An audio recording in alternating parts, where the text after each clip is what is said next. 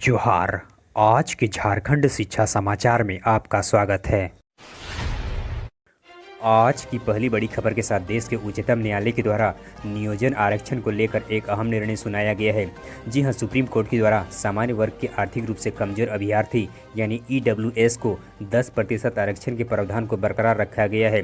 अब झारखंड सहित पूरे देश में ईडब्ल्यूएस का आरक्षण जारी रहेगा।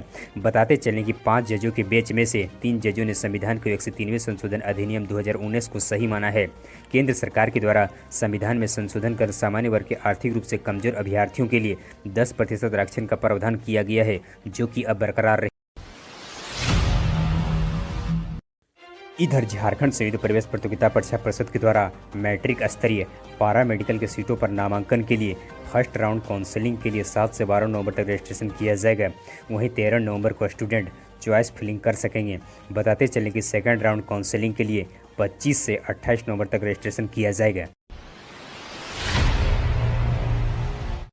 इधर रोजगार खबरों पर कहें तो झारखंड आयुष मिशन में कुल 84 पदों पर नियुक्ति के लिए नियुक्ति विज्ञापन प्रकाशित किया गया है। जी हां, यह नियुक्ति अनुबंध आधारित होगी।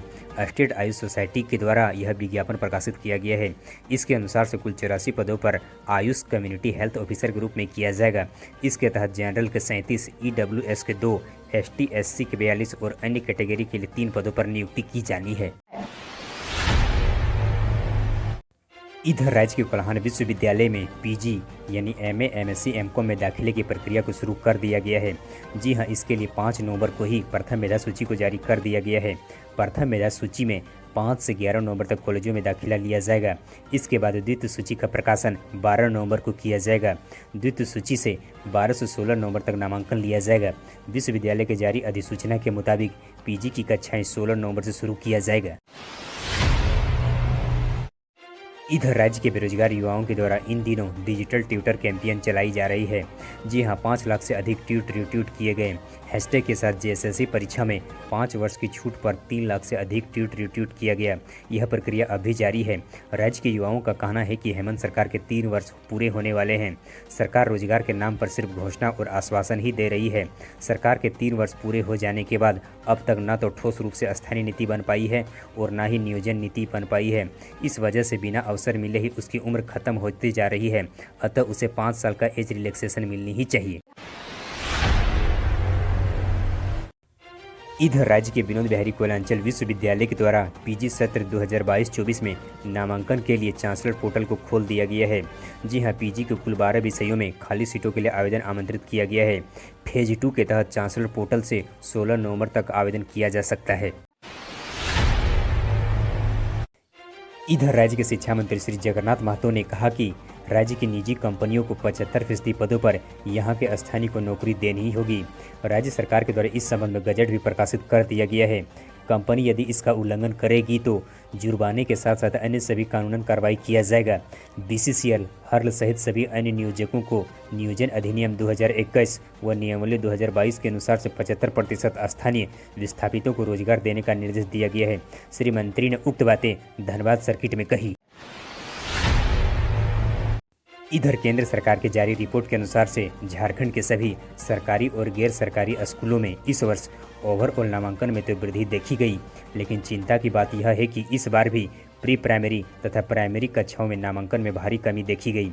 जी हां, प्री प्राइमरी कक्षाओं में जहां लगभग 20% नामांकन में कमी देखी गई, वहीं प्राइमरी में भी 1.64% बच्चों का नामांकन कम हो सका है।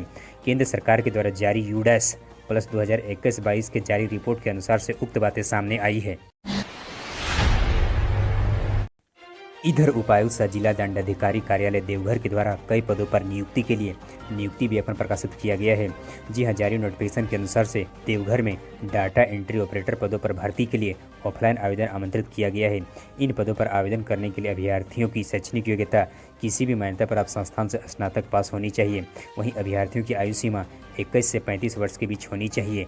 राज्य के इच्छुक अभ्यर्थी 12 नवंबर 2022 तक अपने आवेदन समर्पित कर सकते हैं। इधर इन दिनों राज्य के स्कूलों में गुणवत्तापूर्ण शिक्षा देने के लिए शिक्षकों को विशेष प्रशिक्षण दी जा रही है।